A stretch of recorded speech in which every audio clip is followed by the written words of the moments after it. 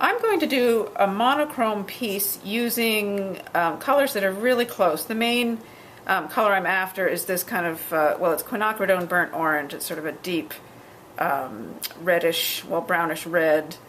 And so I'm enhancing that with a brighter red, this quinacridone magenta, a little orangier color, quinacridone nickel azo gold, and Van Dyke brown. But the focus will be this burnt orange color. Now these are all highly transparent colors. Here they are on my palette. I'll add a little glazing medium to each one, and I'm not using white in this piece because I really want the luminosity and transparency of these colors. So I say it's a monochrome piece, basically one really narrow range of colors. And so how do I get some variety? How do I make it interesting if it's all one color? Well, one way is to vary the color just slightly. So it doesn't read as more than one color, but yet we have a little bit of variation. Here's a little of that magenta. Here's what the brown looks like. Okay, now while this paint is wet, I'm going to take my brayer and do some fun things with it. And then I'm taking my same brush, dipping it in water. I'm just getting a little water on here over the paint. And then I'm going to take the brayer again. And that lifts some of the water. I could also take my bottle of water here and spritz it, let it dry for a minute or so, and blot that. Okay. So in this piece, I want it specifically to be kind of an all-over design, or have sort of equal emphasis all over the piece, which is something I know I normally discourage. But when you try to do it, then the challenge becomes how do you make it not boring? So you need some variety, like I've got a little patterning here. Oh, here's another thing you can do. Little shifts in color and value.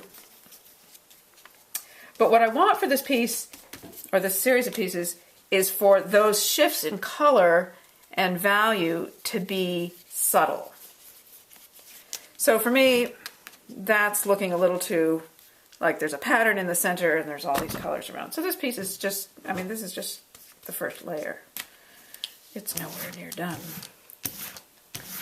So I'm just going to keep working on this until I have low contrast, but sort of something interesting going on, and yet it reads as all over one color.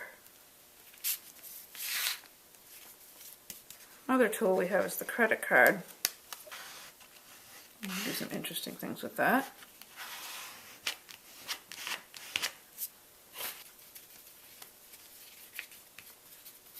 Now, periodically in the development of this piece, I would hit it with a hairdryer and then give it a coat of matte medium.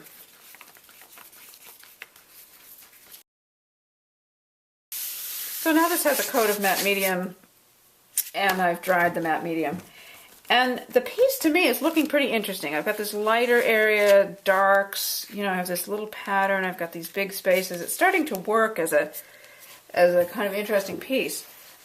But in this lesson, I really want you to go for a little more subtlety. So I'm going to start sort of knocking back some of the contrasts. So even though I have this gorgeous sort of lighter area that contrasts nicely with the darker area, I'm going to mess it up. I'm going to wreck it.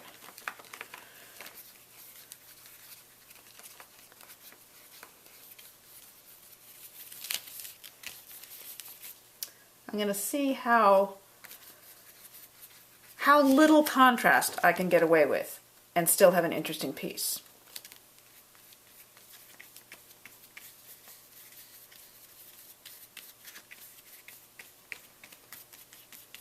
And again, these are all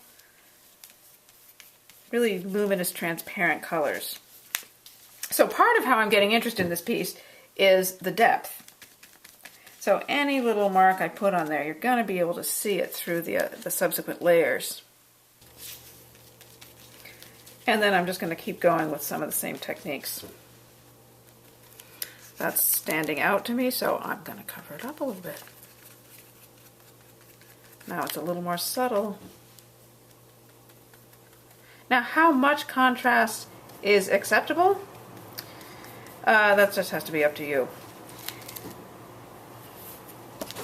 But what I want you to do is to get the piece interesting without high contrast. So the contrast, just see how subtle you can be and still have the piece interesting.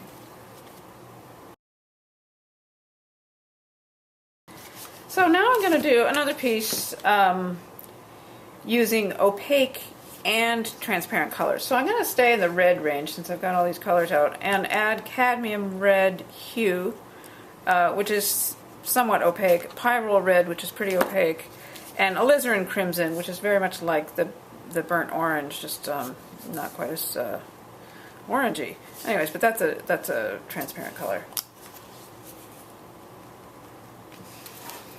And that is my favorite, pyrrole red. Here's the cadmium red. Okay, now here's some of the magenta. And this is going to start out looking like more color contrast, and then, like the last piece, I'll bring it into less color contrast. This is the alizarin. This is quinacridone burnt orange. So they're similar, but not identical. Okay, I'm going to use some of the same colors here.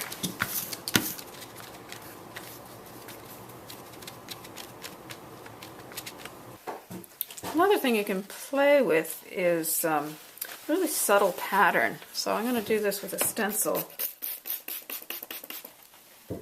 and paper towel with alcohol.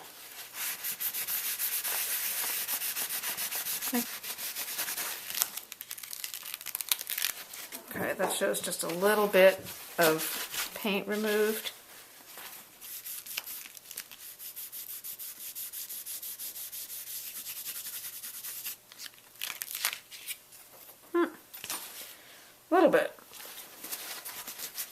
A little bit of pattern there. I could also just try using the alcohol to remove bits of paint and just get some more interesting texture. Then that looks kind of blotchy, so I'm going to go over that with some of the transparent alizarin crimson, and then go back to my pyrrole red here.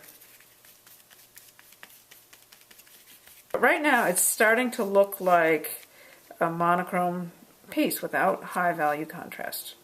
One other thing I wanted to show you with the opaque paint, it works a little better than with transparent paint, but you can do a really nice subtle tone-on-tone pattern using a stamp or whatever you normally make pattern with.